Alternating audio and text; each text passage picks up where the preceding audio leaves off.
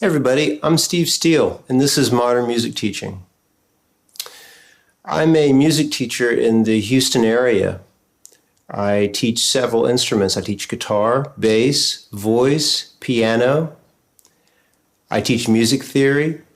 I teach orchestration, film scoring, and recording.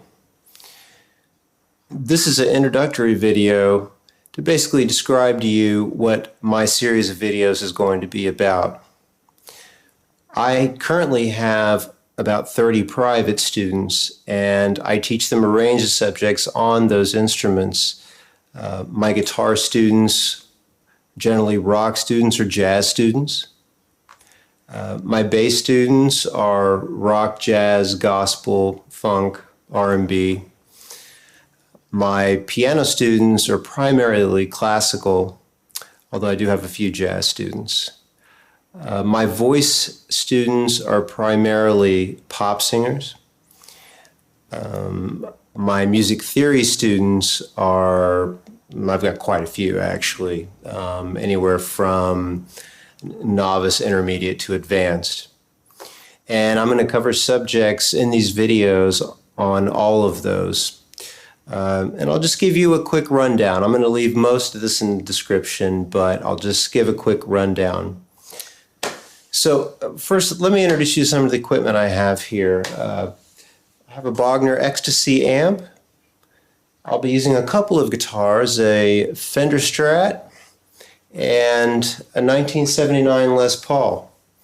For the basses, I'll be using a Fender 1983 jazz bass, a Rickenbacker 4001 from 1976, and a 1971 Fender P-Bass fretless. For piano, I'll be using an upright piano, and I'll be using a MIDI controller. And for some of the other subjects, I have some books I'd like to share with you that I commonly use with my students, although most of my lessons are done from a couple of books that I've written on the subject of songwriting, theory, and guitar playing. I also use other books, and I have a few here that I want to show you. For piano, these are quite common, but I just want to go over them and show you the kinds of subjects I'll be touching upon. This is a great book for pianists. It's called The Pianist's Guide to Standard Teaching and Performance Literature. I'll explain this book further in detail, but if you're a young piano player or a novice, this is a great book.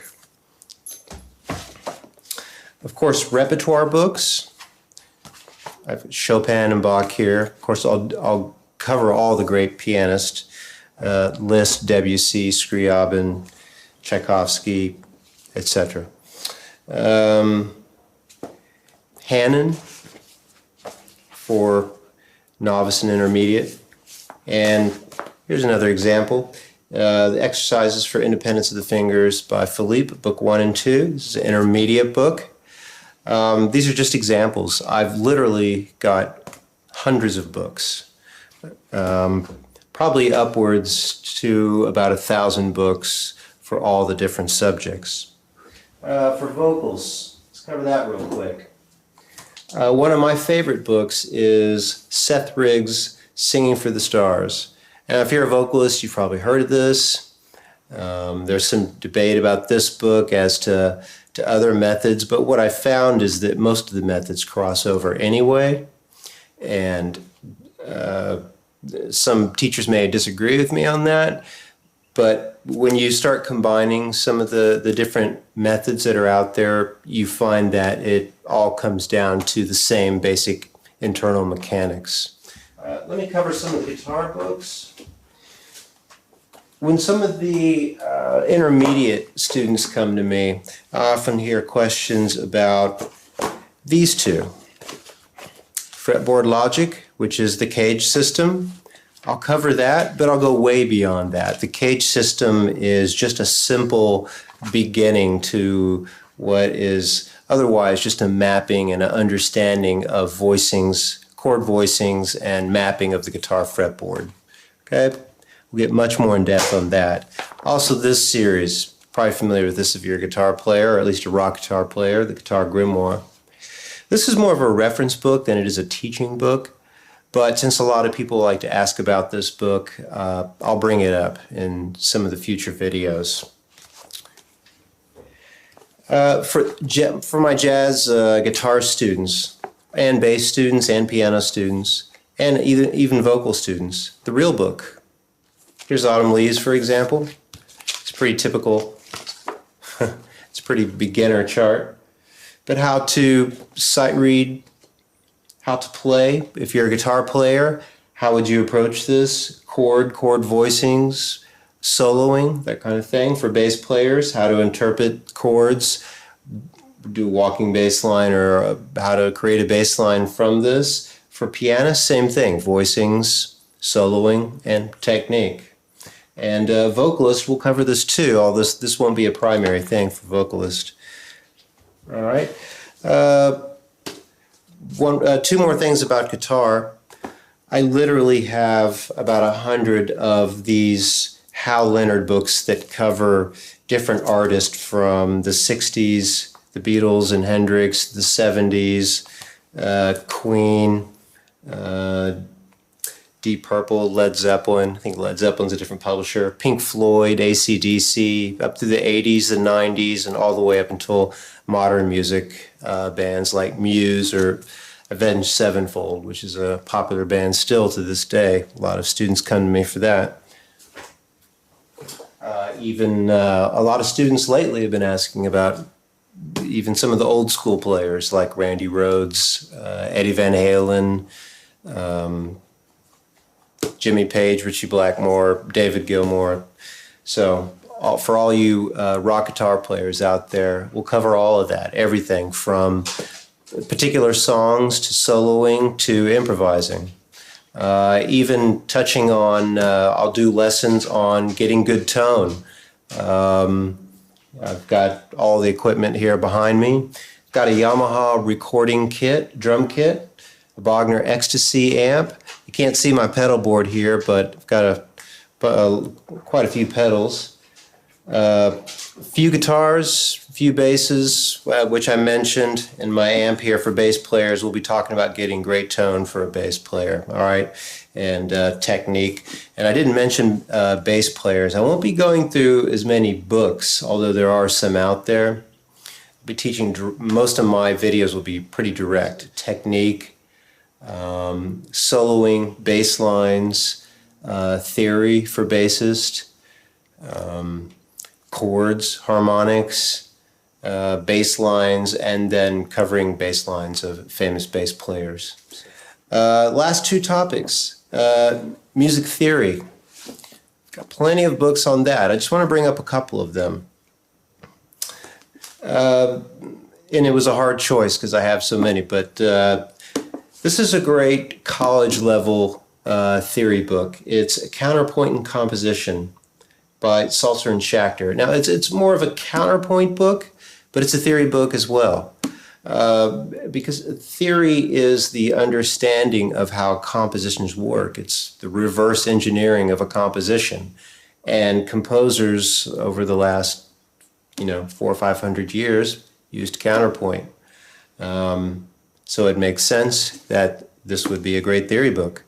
In terms of more theory for rock and jazz players, this is a great book. It's called The Jazz Language, written by Dan Hurley, who I studied with at North Texas. A great pianist and wrote several great books, and you can find this on Amazon. I recommend this to everyone. One of the best beginner intermediate theory books I've ever seen. And it's not just for jazz players. I recommend this for any rock player, any jazz player. For classical music theory, it's still a great book. It presents things in a little bit different way than a traditional classical music theory would be brought up, traditional, but it's a great book. And I'll be bringing up more traditional music theory books and resources for traditional music theory, including for students that are in high school doing AP theory. all the way through college and graduate level theory, including Schenkerian analysis, everything else. All right. Last two things, music composition. That's a tricky one as far as books go. But for you composers out there that want to talk about composition, if you want to know about how Bach composed, or how Mozart, Chopin, Debussy, Stravinsky, Bartók, that's a big subject, but it's something I'll cover over different lessons on the composing lessons, which will also tie in with film scoring because that's quite popular these days. And for those, I'll be doing a lot of screencasts with showing you different software, Pro Tools, Logic, Digital Performer, the Vienna Ensemble stuff, Contact, and all the sample libraries, and how to put together a MIDI mock-up. All right, we'll talk about that further. And the last thing about orchestration, a couple of books that are real popular. One is the Adler, The Study of Orchestration. Another one that I like a lot that isn't mentioned is the Kennan book. That's an extremely good orchestration book. Particularly like the way Kennan approaches it from a Bach chorale and then building that into a complete orchestral voiced type piece. Anyway, all right, so I don't want to make this video too long, but I wanted to introduce myself and basically tell you what I'll be doing over these videos. Feel free to leave comments, ask questions about videos you want, and I will try to get to each one. My goal is to make a couple of videos a week, perhaps more. So that wraps it up. Again, my name is Steve Steele, Modern Music Teacher.